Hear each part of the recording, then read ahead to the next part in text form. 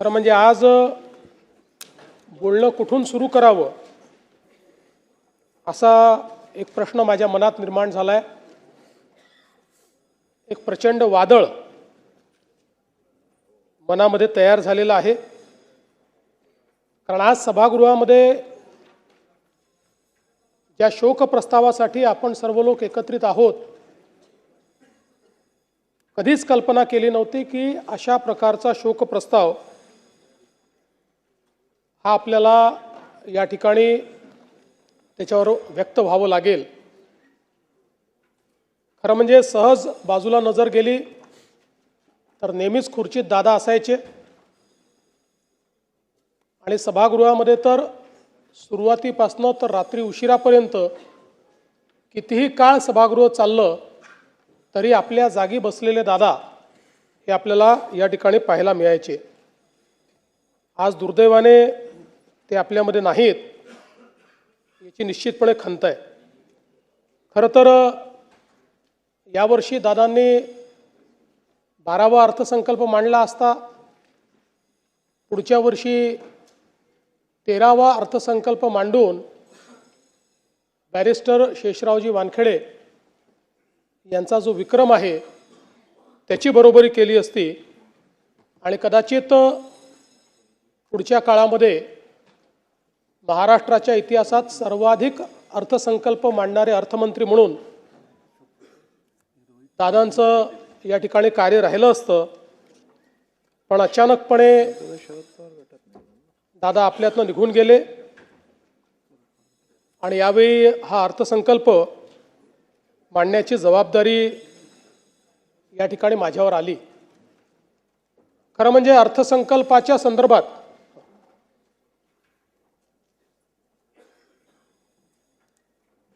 आपल्या सर्वांनाच कल्पना आहे की कठोर निर्णय घ्यायचे असतील तर ते घ्यायला कधीही मागे पुढे न पाहणारे अजितदादा होते। पण त्याचवेळी वित्त विभागाने लाडकी बहीण योजनेचा भार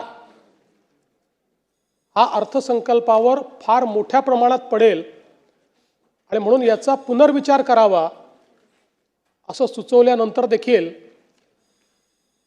त्या ठिकाणी ठामपणे निर्णय घेऊन तो विषय मंत्रिमंडळापुढे आणण्याचं काम करणारे देखील अजितदादा होते। आणि आपल्या सगळ्यांना आठवतं की लाडकी बहीण योजनेनंतर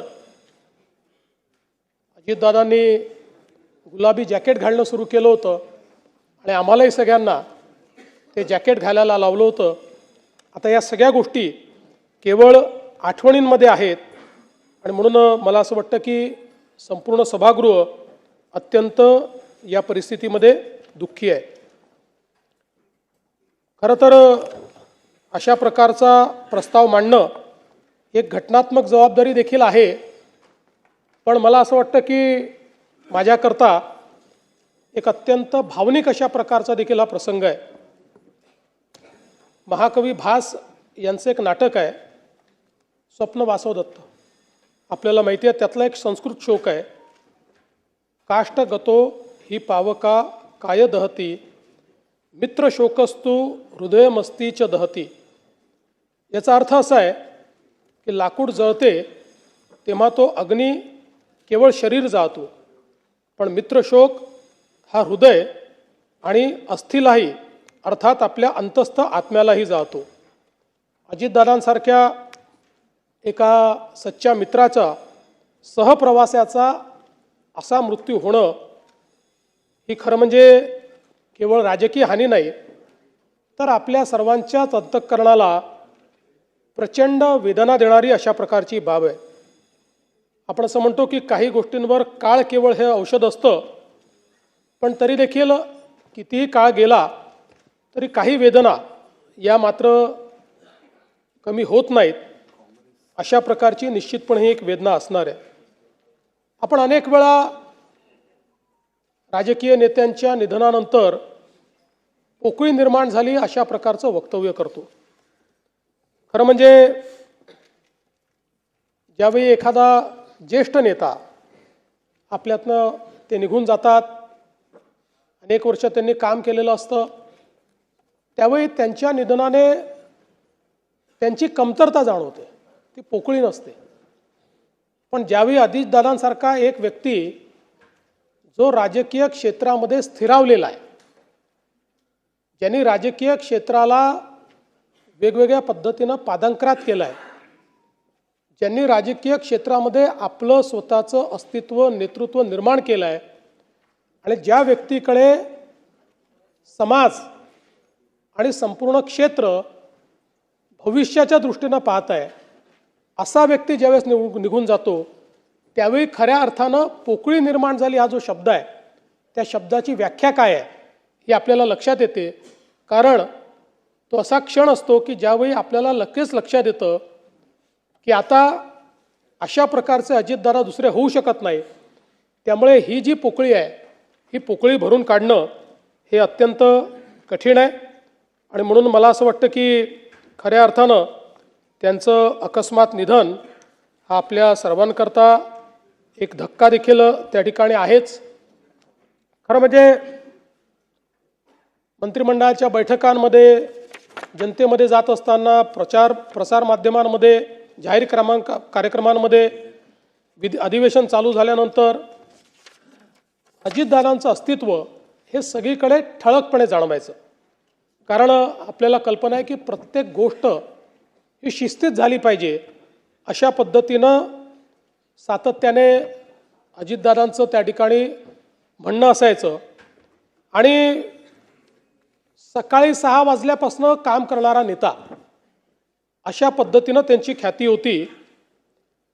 कार्यमग्नता जीवन व्हावे, मृत्यू हीच विश्रांती हे काव्यवचन खरं म्हणजे अजितदादांच्या जीवनाकडे आपण बघितलं तर आपल्याला ते सत्य वाटतं. कारण अखंड जीवनामध्ये कार्यमग्न असलेले अजितदादा, प्रत्येक क्षणाचा नीट उपयोग करणारे अजितदादा, कुठलीही गोष्ट नियोजन केल्याशिवाय न करणारे अजितदादा, या सगळ्या गोष्टी मला असं वाटतं की राजकारणामध्ये खूप विरळ आपल्याला पाहायला मिळतात.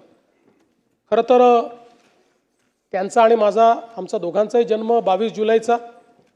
दादा माझ्यापेक्षा 11 वर्ष मोठे होते, खऱ्या अर्थानं माझे दादाच होते. आणि मला असं वाटतं की गेल्या जवळपास 1 दशकापेक्षा जास्त काळ, ते तर सोबत कदाचित उशिरा आले आमच्या, पण 1 दशकापेक्षा जास्त काळ अतिशय आमची जवळीक होती, अतिशय चांगली मैत्री होती. त्याच्या आधी देखील आमची, कारण मी 99 साली आलो, त्यानंतर दादांची ओळख झाली, संबंध आणले.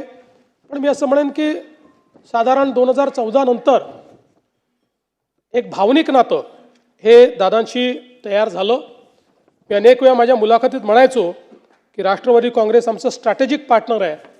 पण त्याचवेळी माझ्या मनात मात्र मला हे पक्कं माहिती होतं की अजितदादा हे काही स्ट्रॅटेजिक पार्टनर नाही आहेत, तर अंतःकरणातनं आपल्यावर प्रेम करणारा अशा प्रकारचा आपला मित्र म्हणून खरं म्हणजे अजितदादांकडे मी बघितलं आणि त्यांनीही माझ्याकडे त्याच पद्धतीनं बघितलं. आणि जीवनभर मला असं वाटतं की आमचं ते नातं त्यांच्या अंतिम दिवसापर्यंत कायम होतं. मला आजही आठवतं की 27 जानेवारी 2026ला मंत्रिमंडळाची बैठक झाली, त्यानंतर पायाभूत सुविधांची बैठक झाली. त्याही बैठकीमध्ये अजितदादांनी आपल्या नेहमीच्या सिग्नेचर पद्धतीने सगळ्यांना, जे अधिकारी होते त्यांना विचारलं की मी आज सकाळी माहिती घेतली आहे आणि ज्या प्रकारे कॅपिटल एक्सपेंडिचरमध्ये ग्रॉस व्हॅल्यू ॲडिशन काही राज्यांमध्ये होतं तेवढं आपल्या राज्यात का होत नाही, या संदर्भात तुम्ही काय कारवाई करणार आहात. आणि मग अधिकाऱ्यांनी सांगितलं कॉस्ट ओव्हररन कसे होतात, प्रोजेक्ट्स कसे डिले होतात, त्याच्यामुळे ग्रॉस व्हॅल्यू ॲडिशन का होत नाही. त्यानंतर मग सार्वजनिक बांधकाम विभागाचं एक प्रेझेंटेशन झालं, त्यात त्यांनी त्यांच्यावर 700 कोटी रुपयाची डिक्री ही जी न्यायालयाने केली होती ती कशी त्यांनी त्या ठिकाणी उच्च न्यायालय सर्वोच्च न्यायालयातनं डिक्री त्या ठिकाणी कॅन्सल केली आणि ज्यांनी डिक्री आणली त्यांच्यावरच कसा फाईन झाला, अशा पद्धतीचं प्रेझेंटेशन केलं, त्यावर दादा गमतीने असं म्हणाले, पुढच्या वेळेसपासून असेच तुम्ही फक्त प्रस्ताव या ठिकाणी आणत जा. आणि ती सगळी बैठक आम्ही संपवली. त्यानंतर माझ्या अँटी चेंबरला आम्ही गेलो. दादांचं काम हे 10-15 मिनिटाचं असायचं, त्याच्यावर नाही. दादांची एक सवय होती, कुठलंही काम हे त्यांच्या कागदावर लिहिलेलं असायचं. 2-3 ओळींमध्ये काय बोलायचं हे लिहिलं असायचं आणि ते परफेक्ट तेवढंच आपल्या कामाचं दादा बोलायचे. त्यामुळे ते कामाचं एक 5-10 मिनटं झालं. त्यानंतर 30-40 मिनटं आम्ही वेगवेगळ्या विषयांवर, भविष्यात काय, बजेटमध्ये काय, अशा गप्पा मारल्या. जवळपास 1.25 तास आम्ही त्या ठिकाणी एकत्रित होतो. आणि त्यानंतर दादा त्या ठिकाणून गेले. त्यावेळेस खरं म्हणजे ही पुसटशीही कल्पना नव्हती की कदाचित तीच आपली शेवटची भेट ही दादांशी ठरेल. आणि दुर्दैवाने तसंच झालेलं आपल्याला पाहायला मिळालं. ही अपघाताची बातमी ज्यावेळेस आली त्यावेळेस पहिल्यांदा मनाने असं म्हटलं की ठीक आहे, अपघात झाला असेल, पण अपेक्षा करूया काही झालं नसेल. पण लगेच दुसरी बातमी आली की विमानाची परिस्थिती बघता त्याच्यामध्ये कोणीही त्या ठिकाणी जिवंत असेल असं वाटत नाही. आणि त्यातनं मग पुढच्या गोष्टी आपल्या सर्वांना माहितीच आहेत. खरं म्हणजे अजितदादा हे केवळ एक व्यक्तिमत्व नव्हतं, तर ते एका पिढीचा आत्मविश्वास होते. शेतकऱ्यांचा एक कळवळा असलेले, शेतीबद्दल इत्थंभूत माहिती असलेले, शेती, ॲनिमल हजबंड्री या सगळ्या विषयांची पूर्ण जाण असलेले आणि एक प्रकारे मातीतनं तयार झालेलं नेतृत्व असं अजितदादांचं नेतृत्व होतं.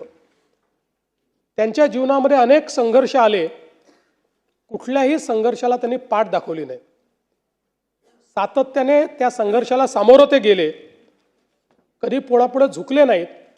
पण ज्यावेळी दादांना मनातनं असं वाटलं की काहीतरी चूक आहे किंवा समाजाला ते चूक वाटतं आहे, त्यावेळी जाहीर माफी मागायलाही त्यांनी मागे पुढे पाहिलं नाही.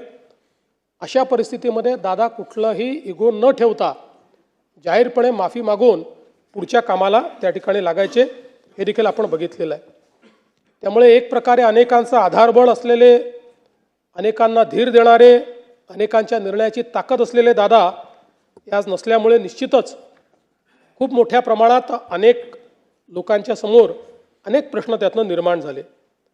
खरं म्हणजे अजितदादांबद्दल सगळे नेहमीच सांगतात की शब्दाला जागणारा अशा प्रकारचा नेता होता. त्याचा अनुभव 2019 साली आम्ही घेतला. 2019ला ज्यावेळी आमचं ठरलं की सरकार तयार करायचं, त्यानंतर काही कारणाने तो निर्णय त्यावेळी त्यांच्याकडे वरिष्ठांनी बदलवला. पण दादांनी त्यावेळेस भूमिका घेतली की नाही, मी शब्द दिलेला आहे, मी शब्द मोडणार नाही. आणि आम्ही सरकार तयार केलं, शपथविधी घेतला.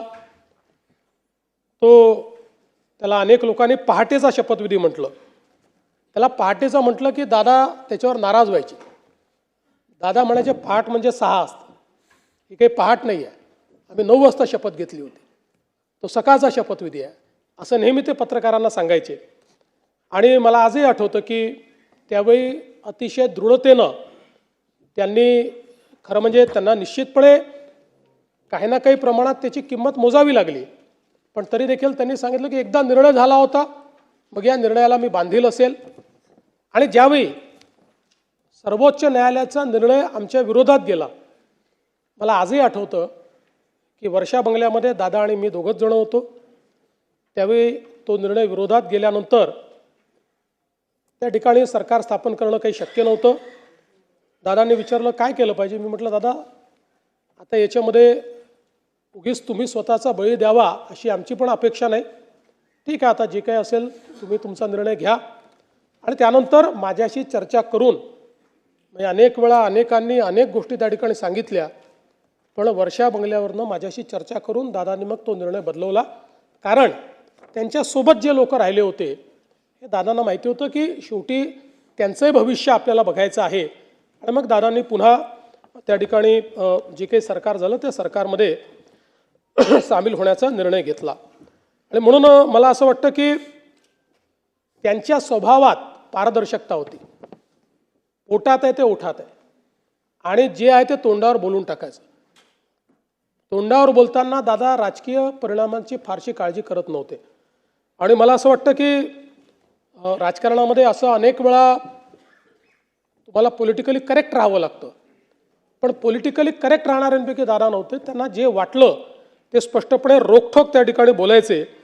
आणि त्यामुळे मला असं वाटतं की त्यांच्याबद्दल आमदारांना किंवा सदस्यांना देखील माहिती होतं की दादांनी एखादी गोष्ट तोंडावर नाही म्हटली याचा अर्थ काही आपले विरोधक नाही आहेत, त्यांना नाही पटलेली त्यामुळे त्यांनी नाही म्हटलेली आहे.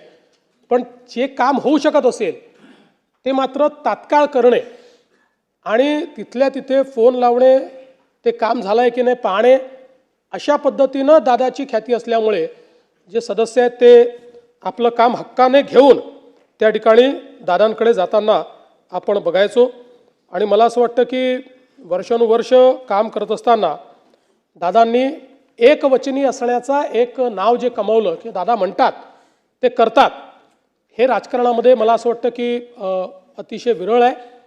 आणि खरं तर मला असं वाटतं की ज्यावेळेस 2019 नंतर मी विरोधी पक्षनेता झालो, ते इकडे आले, ते पुन्हा उपमुख्यमंत्री झाले. पण आपल्यापैकी अनेकांच्या लक्षात असेल की इथनं भाषण करताना ते माझा उल्लेख मुख्यमंत्री म्हणूनच करायचे. मग प्रत्येक वेळी मग त्यांना आठवण करून द्यावी लागायची की मुख्यमंत्री नाही, विरोधी पक्षनेता. आणि मला असं वाटतं की त्यानंतर कदाचित त्यांचे ते शब्द जे आहेत ते सत्य झाले. आम्ही एकत्रित आलो, आम्ही दोघेही उपमुख्यमंत्री झालो, नंतर मी मुख्यमंत्री झालो, पुन्हा शिंदेसाहेब आणि ते उपमुख्यमंत्री झाले. आम्ही खरं म्हणजे आमच्या अनेक गोष्टींवर गप्पा देखील व्हायच्या, अनेक गोष्टींवर बोलायचो.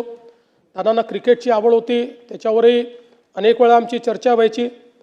आणि आम्ही जेव्हा एकत्रित प्रवास करायचो त्यावेळी दादांच्या अनेक ज्या काही सवयी होत्या त्यात दादांना मला नेहमी आठवतं की दूध प्यायला आवडायचं. त्यामुळे आमच्या विमानात किंवा हेलिकॉप्टरमध्ये कोल्ड्रिंक असू द्या, काही असू द्या, जे कोल्ड मिल्क असतं, आणि दादा सांगायचे मी शेतकऱ्याचा मुलगा आहे, रोज हळदीचं दूध पितो आणि मला कुठल्याही म्हणजे कोल्ड्रिंक किंवा याच्यापेक्षा दूध प्यायला आवडतं. अशा अनेक सवयी दादांच्या एकदम नजरेसमोरून जातात. दादा चप्पल घालायचे पण पाय नेहमी स्वच्छ ठेवायचे. त्यांना ती एक सवय होती की बसल्या बसल्या आपला पाय स्वच्छ करायचे ते. त्यामुळे अशा ज्या गोष्टी आहेत त्या अशा आज माझ्या नजरेसमोरून चाललेल्या आहेत. पण मला असं वाटतं की त्यांच्या काही सवयी ज्या होत्या या इतक्या महत्त्वाच्या होत्या. त्यातली सगळ्यात महत्त्वाची सवय म्हणजे त्यांचा वक्तशीरपणा. कधीही कुठल्याही ठिकाणी 1 मिनिटं आधी पोचायचं म्हणजे पोचायचं. ज्यावेळी आम्ही तिघं होतो, शिंदेसाहेब मुख्यमंत्री होते, मी उपमुख्यमंत्री होतो, दादे उपमुख्यमंत्री होते. 12 वाजताचा कार्यक्रम असेल तर दादा 11:59ला पोचणार, मी 12:05ला पोचणार आणि शिंदेसाहेब थोड्या वेळेमध्ये, नाही एवढं नाही पण एक 15-20 मिनटं अजून ते मागे पुढे. पण कधीही, आणि मी तर कमीत कमी शिंदेसाहेब किती वाजता निघतायत हे बघून मी त्या ठिकाणी कार्यक्रमात पोचायचो. पण दादा 12चा कार्यक्रम कोणाला याला किती वाजू द्या, दादा 11:59ला पोचणार म्हणजे पोचणार. आणि मला असं वाटतं की ही त्यांचं वक्तशीरपणा, म्हणजे सकाळी 9ची बैठक असेल, त्यांनी बोलवली असेल तर अधिकाऱ्यांना माहिती असायचं की 8:59ला दादा खुर्चीवर असणार, त्यामुळे त्याच्या आधी आपण पोचलं पाहिजे. मंत्रालयामध्ये कुठल्याही अधिकाऱ्यांपेक्षा लवकर पोचणारे दादा होते. मला असं वाटतं की मंत्रालयाची सुरुवातच दादा करायची आणि सकाळी 9 वाजता मंत्रालयात आपल्या चेंबरमध्ये जाऊन दादा बसायचे. तिथे मिटिंगा घ्यायचे, त्यांचं कामकाज करायचे. आणि म्हणून कधीही कामकाज अडलेलं आहे, फाईल थांबलेली आहे, दादा उपलब्ध नाही म्हणून निर्णय होत नाही, असं कधी झालं नाही. एखादा निर्णय जर त्यांना पटला नाही तर मात्र त्या ठिकाणी ते स्पष्टपणे सांगायचे, फाईल थांबवायचे, चर्चा करायचे. पण आपलं जे काम आहे ते काम मात्र ते सातत्याने करायचे. आणि दुसरा त्यांचा स्वभाव होता की मंत्रिमंडळात किती विषय असले तरी प्रत्येक विषयाचा नीट अभ्यास करून दादा यायचे. प्रत्येक विषयाची एक नोट त्यांच्याकडे असायची आणि त्या विषयात जर काही किंतु परंतु असेल तर तो किंतु परंतु त्या ठिकाणी ते मांडायचेच. आणि अनेक वेळा अगदी साधे विषय जे असायचे की ज्याच्यावर चर्चेची गरज नाही, सचिव उभा राहिल्याबरोबर दादा म्हणायचे ठीक आहे मान्य आहे, आणि दादांनी मान्य आहे म्हटल्यानंतर तो विषय सगळ्यांना मान्यच असायचा. त्यामुळे मला असं वाटतं की ही देखील एक क्वालिटी त्यांची होती की नीट विषयाचा अभ्यास करून, आणि नुसता अभ्यास करून नाही तर त्या प्रत्येक मंत्रिमंडळातल्या विषयाची 4 ओळींची नोट ही नेहमी दादांजवळ असायची की जी ते मांडायचे, आणि त्यातनं त्यांचं एखाद्या विषयावरची जी पकड आहे ती पकड आपल्याला त्या ठिकाणी पाहायला मिळायची. खरं म्हणजे दादांच्या संदर्भात अनेक लोक अनेक गोष्टी सांगू शकतील. त्यांच्या वक्तशीरपणाबद्दल देखील अनेक या ठिकाणी आपल्याला गोष्टी सांगता येतील. पण हे सगळं होत असताना वरकरणी दादा अतिशय कडक अशा प्रकारचे वाटायचे. पण माझा अनुभव असा होता की पहिल्यांदा एखाद्याशी कडक बोलल्यानंतर मग त्याच्याशी ते प्रेमळ देखील बोलायचे. आतून ते अतिशय प्रेमळ होते. त्यांचा स्वभाव होता की पहिल्यांदा एखाद्याला जसा मिलिटरीचा अधिकारी एकदम स्ट्रेट करतो असा स्ट्रेट करायचे, आणि त्यानंतर मात्र त्या व्यक्तीला सांभाळून घ्यायचं आणि त्या व्यक्तीचं जे काही कार्य आहे ते कार्य करायचं. हे खरं म्हणजे दादांचं आपण काम पाहिलं. पण हा सगळा वक्तशीरपणा, हे सगळं घड्याळाच्या काट्याने चालणं, या सगळ्या गोष्टी जरी खऱ्या असल्या तरी पहिल्यांदाच दादांनी टायमिंग मात्र चुकवलं. आणि ते टायमिंग म्हणजे ज्यावेळेस राजकारणामध्ये खूप मोठी इनिंग दादा खेळतील हे आपल्या सगळ्यांना दिसत होतं. अशा परिस्थितीमध्ये त्याने पहिल्यांदा जीवनाचं टायमिंग चुकवलं, आणि त्याची हळहळ ही आपल्या सर्वांना नेहमीच राहील. खरं तर दादा 6 वेळा उपमुख्यमंत्री झाले. सर्वाधिक वेळा उपमुख्यमंत्री होण्याचा मान त्यांना मिळाला. पण अनेक वेळा ते असं म्हणायचे की मी कधीतरी मुख्यमंत्री होईल पण मी उपमुख्यमंत्री मात्र नेहमी राहील. अशा पद्धतीनं अनेक वेळा गमतीने ते म्हणायचे. आज मी असं म्हणू शकतो, Ajitdada Pawar was the best chief minister Maharashtra never had. एक जो चांगला मुख्यमंत्री महाराष्ट्राला मिळू शकला असता तो अजितदादांच्या रूपानं आता आपल्यामध्ये नाही. आणि मला विश्वास आहे की शेवटी कधीतरी त्यांचं स्वप्न देखील नियतीने पूर्ण केलं असतं. त्यांच्यात ती क्षमता निश्चितपणे होती. शेवटी राजकारणामध्ये वेगवेगळ्या प्रकारचे गणितं असतात, पण क्षमतेचा जर विचार केला तर मुख्यमंत्री पदाकरता पूर्णपणे क्षमता असलेलं नेतृत्व अजितदादांचं होतं. खरं तर मी असं म्हणेन की राजकारणामध्ये आपल्याकडे अनेक नेते आहेत, अनेक दादा आहेत, आणि सगळ्याच दादांनी चांगलं काम केलं आहे. पण महाराष्ट्रामध्ये वसंतदादा आणि अजितदादा ही 2 नावं अशी आहेत की ज्यांना दादा म्हणून नेहमीच महाराष्ट्र हा त्यांच्या कामाकरता या ठिकाणी लक्षात ठेवेल. दादांनी सुधाकरराव नाईकांच्या मंत्रिमंडळात ज्यावेळेस काम केलं त्यावेळी खरं म्हणजे सुरुवातीच्या काळामध्ये जेव्हा दादा मंत्री झाले त्यावेळी थोडा त्यांचा स्वभाव अबोल होता, किंवा नेमकं तेवढं काम करायचं अशा प्रकारचा त्यांचा स्वभाव होता. त्यामुळे पहिल्यांदा लोकांचा दृष्टिकोन असा होता की एका मोठ्या घराण्यातला माणूस आहे, हा मंत्री झालेला आहे. पण त्यानंतर ज्यावेळेस दादांनी काम करणं सुरू केलं आणि विशेषतः सुधाकररावांच्या मंत्रिमंडळामध्ये त्यांनी ज्यावेळेस काम सुरू केलं, खरं तर सुधाकरराव त्यानंतर त्यांच्या प्रत्येक वाक्यागणित अजितदादांचं नाव घ्यायचे. आणि त्यातनं अजितदादांचा परिचय हा काम करणारा नेता म्हणून, काम करणारा मंत्री म्हणून या महाराष्ट्राला झाला. आणि मला असं वाटतं की त्यानंतर मात्र त्यांनी जी स्वतःची ओळख निर्माण केली, कारण आपल्याला माहिती आहे की ते पहिले लोकसभेवर गेले, पण त्यानंतर पवारसाहेबांना तिकडे जायचं होतं, त्यामुळे दादा विधानसभेवर आले.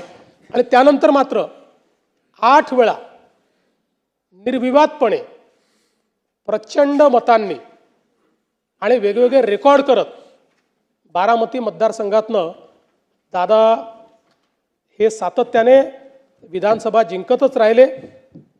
बारामतीचा अपराजित नेता म्हणून दादांकडे आपण पाहतो. जनतेचं जे प्रेम दादांना मिळालं ते निश्चितपणे मला असं वाटतं की कुठल्याही नेत्याकरता त्यापेक्षा मोठा दुसरा कुठलाही ठेवा हा असू शकत नाही. आपल्याला या ठिकाणी माहिती आहे की विकास प्रकल्पांच्या बाबतीत दादा नेहमी सकारात्मक असायचे.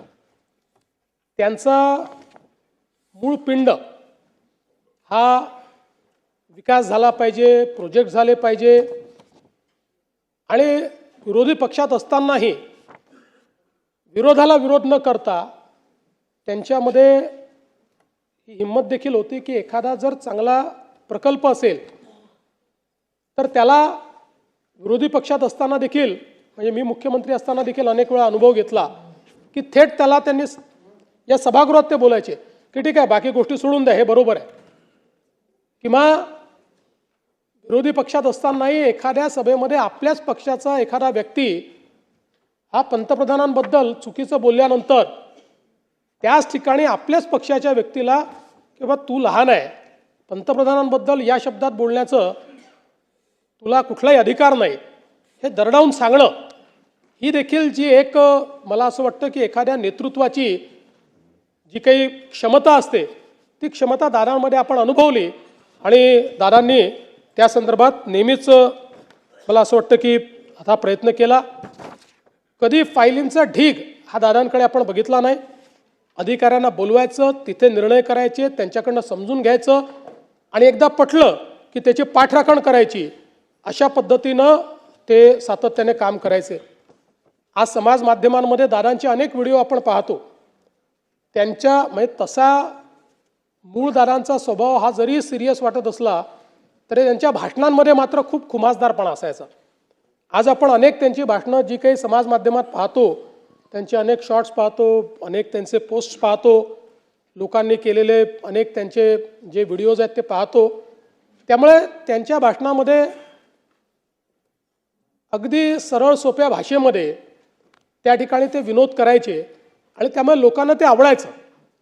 किंवा पत्रकार परिषदेमध्येही अनेक वेळा एका वाक्याचं एका शब्दाचं उत्तर असं देऊन पत्रकारांना एखाद्या गंभीर विषयांवर नाकारलेले उत्तर आणि त्या ठिकाणी उत्तरही दिलं नाही, त्यांना बोलायला संधी मिळाली नाही, अशा पद्धतीनं दादांचं आपल्याला त्या ठिकाणी काम पाहायला मिळायचं. आणि कुठल्याही सवय नसलेल्या दादांची एकच सवय होती, ती म्हणजे काम. He was a workaholic person. कुठलंही काम दादांनी ज्या क्षेत्रात काम केलं त्या क्षेत्रामध्ये दादांनी उत्तम काम केलं.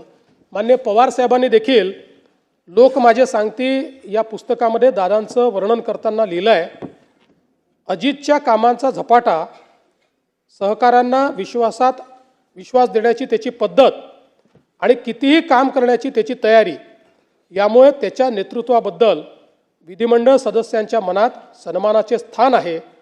अजितची ही स्वकष्ट अर्जित कमाई आहे, असं पवारसाहेबांनी देखील त्यांच्याबद्दल लिहिलेलं आहे.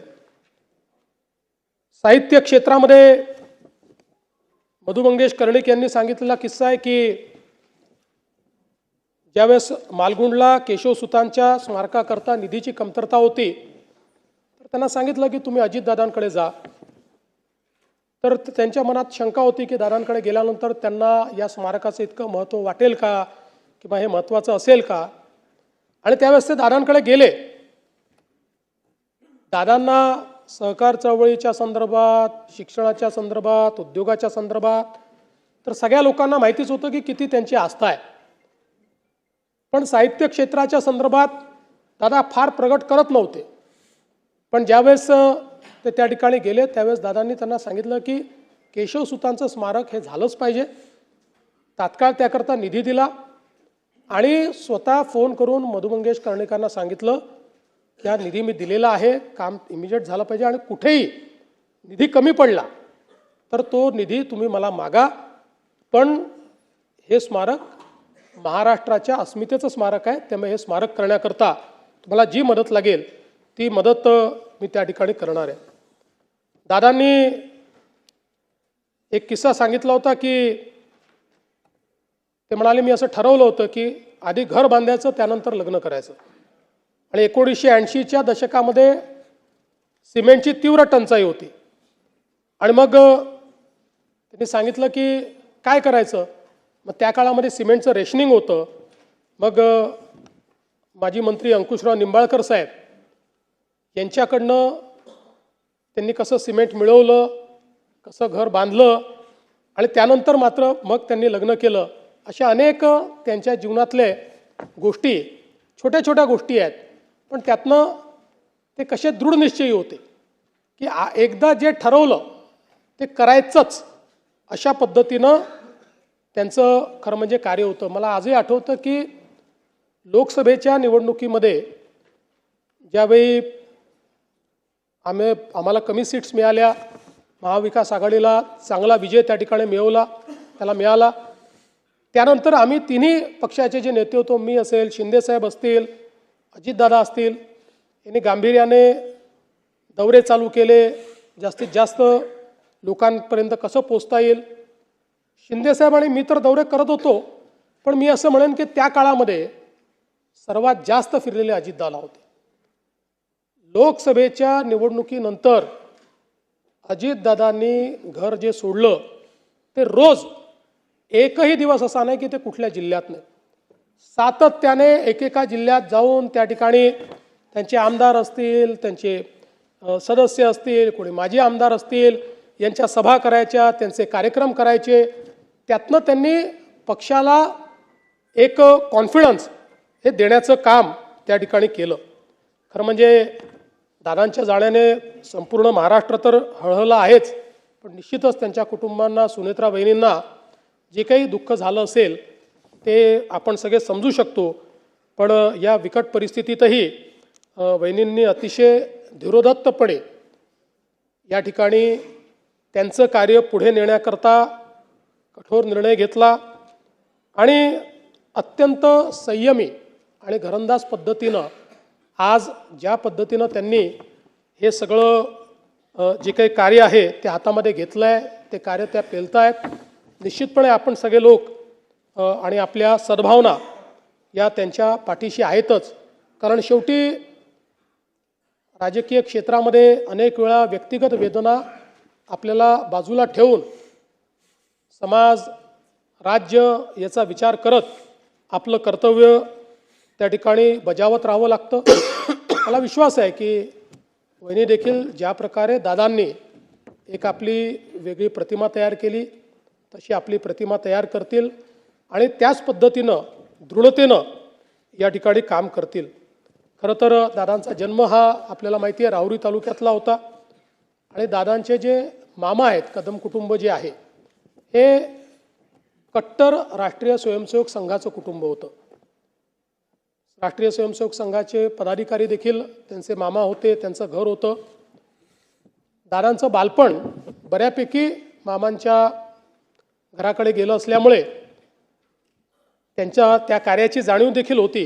पण दादा मात्र मोठे हे जो काही त्या काळचा काँग्रेसी विचार होता किंवा पवारसाहेबांचं जे नेतृत्व होतं त्या नेतृत्वातून ते पुढे झाले. त्यांनी शिक्षण पूर्ण केल्यानंतर शेतीची सुरुवात केली. टोमॅटो लागवड, दुग्ध व्यवसाय, कुक्कुटपालन या सगळ्या गोष्टी त्यांनी स्वतः केल्या आहेत. हे मला जी काही माहिती आहे त्यात त्यांनी स्वतः वहिनींनी या ठिकाणी हे सगळं काम करणं, त्याचं मार्केटिंग करणं, बाजारात देखील या सगळ्या वस्तू पोचवणं, या सगळ्या गोष्टी म्हणजे ज्याला आपण जमिनीतनं उठून मोठं होणं म्हणतो अशा प्रकारचं सगळं कार्य हे त्यांनी केलं. आणि म्हणूनच सामान्यातल्या सामान्य माणसाच्या अडीअडचणी या दादांना माहिती होत्या. सहकार, शेती, ग्रामीण विकास यातनं त्यांनी राजकीय प्रवास जो सुरू केला तो सातत्याने आपल्याला माहिती आहे की वेगवेगळ्या पदांवर दादा राहिले. त्यांनी अतिशय चांगलं काम हे वेगवेगळ्या पदांवर केलं आणि हे सगळं करत असताना त्यांनी जे अर्थसंकल्प मांडले ते जर आपण बघितलं तर त्या अर्थसंकल्पांचा जो काही स्थायी भाव आहे त्याच्यामध्ये त्यांचा भर हा नेहमी राजकोषीय स्थैर्य निर्मितीवर असायचा, म्हणजे महसुली वाढ आणि खर्चाला प्राधान्यक्रम, विकास अभिमुख विस्तार म्हणजे भांडवली गुंतवणूक वाढवून रस्ते, ऊर्जा, सिंचन, उद्योगांना चालना देणं आणि संरचनात्मक संतुलन, या 3 गोष्टींवर आधारित सगळे त्यांचे अर्थसंकल्प आपल्याला पाहायला मिळतात. त्यामुळे खर्चावर नियंत्रण ठेवण्याचं काम ते नेहमी करायचे. मला आजही आठवतं की आम्ही मंत्रिमंडळाच्या बैठकीत जेव्हा बसायचो त्यावेळी शिंदेसाहेब बसायचे, त्यांच्या बाजूला मी बसायचो आणि मग दादा बसायचे. आणि तो काळ अतिशय घाईचा काळ होता. मग अनेक वेळा माझी भूमिका रेफरीची यायची, कारण शिंदेसाहेबांचा हात खुला होता. त्यामुळे ते दरवेळेस एखादी नवीन योजना आणायचे. दादा म्हणायचे, आपण आता मोठ्या योजना केलेल्या आहेत, मग आता ही योजना कशी करायची. मग शिंदेसाहेब मला म्हणायचे की नाही, आपल्याला ही केली पाहिजे. मग मी त्यांना सांगायचो केली पाहिजे. मग ते सांगायचे नाही, पण आत्ता पैशाची तंगी आहे. मग मी यांना सांगायचो पैशाची तंगी आहे. असं करून मग शेवटी दोघांचं एकमत व्हायचं आणि मग आम्ही ती योजना पूर्ण करायचो. त्यामुळे हा आमच्या तिघांच्या स्वभावातला हे अंतर होतं, पण मला असं वाटतं की आम्ही तिघं एकमेकाला कॉम्प्लिमेंट करत होतो. आणि म्हणून त्यातनं एक कुठल्याही मुख्यमंत्र्याला अर्थमंत्री कसा पाहिजे, तर तो अजितदादांसारखा पाहिजे, की जो तुम्हाला नेहमी वास्तविकतेचा आरसा दाखवेल, पण त्याचवेळी राज्याची वाटचाल थांबवणार नाही. अशा प्रकारचा अर्थमंत्री हा आपण त्यांच्या माध्यमातून बघितला. आपल्याला कल्पना आहे की विकासाच्या संदर्भात विशेषतः एकदा मला विचारलं की समजा दादा त्या ठिकाणी जर मंत्री झाले नसते तर काय झाले असते. मी बोलताना म्हटलं त्यांच्यात शिस्त तर पोलीससारखी आहे, कदाचित पोलीसमध्ये घेतले असते. हाडाचे शेतकरी आहेत तेव्हा कदाचित शेतकरी झाले असते.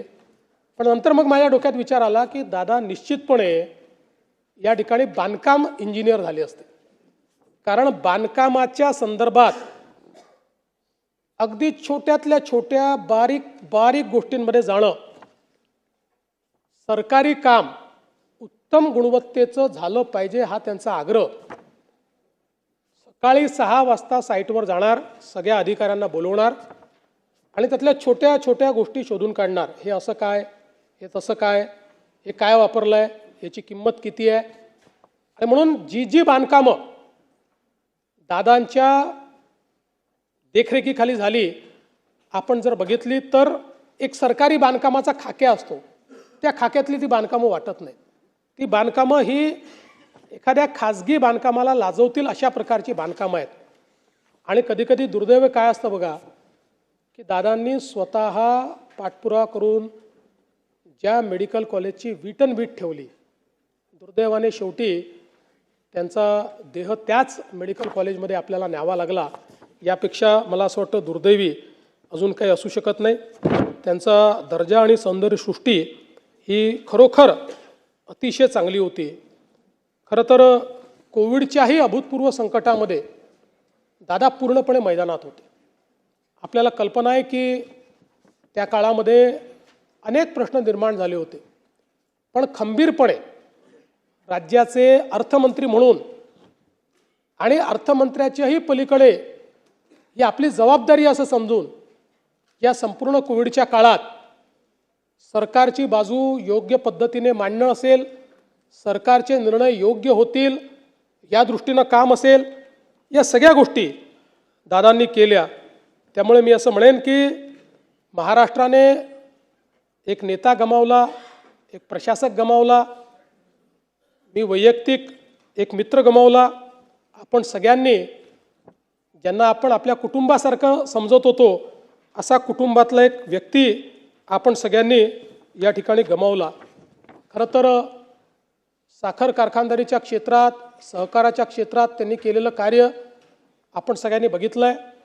शिक्षणाच्या क्षेत्रात त्यांनी केलेलं कार्य, सगळ्या संस्थांचं नाव, सगळ्या कारखान्यांचं नाव या ठिकाणी घेणार नाही, पण या प्रत्येक गोष्टीत दादांचा एक ठसा आपल्याला पाहायला मिळतो. त्याच्या प्रत्येक विकासामध्ये दादांच्या पाऊलखुणा आपल्याला पाहायला मिळतात. एक दादांचा टच आपल्याला पाहायला मिळतो, एक दादांचा ब्रँड आपल्याला पाहायला मिळतो.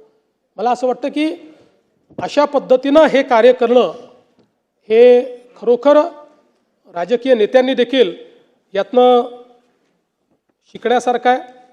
खरं तर आज दादा आपल्यामध्ये नाहीत आणि निश्चितपणे आता आठवणींच्या व्यतिरिक्त आपल्याजवळ मला असं वाटतं की त्यांच्या स्मृतीच राहणार आहेत. पण अशा या सगळ्या जो काही विचारांचं काहूर आहे, वेगवेगळ्या आठवणी आहेत, यावर जर आपण बोलत राहिलो तर कदाचित आपल्यापैकी प्रत्येकजण दिवसभर बोलू शकेल. आणि म्हणून खरं तर कवी पी सावळाराम यांचं एक गीत आहे, त्यातलं एक कडवं हे केवळ दादांकरताच लिहिलं आहे का असं आपल्याला वाटावं.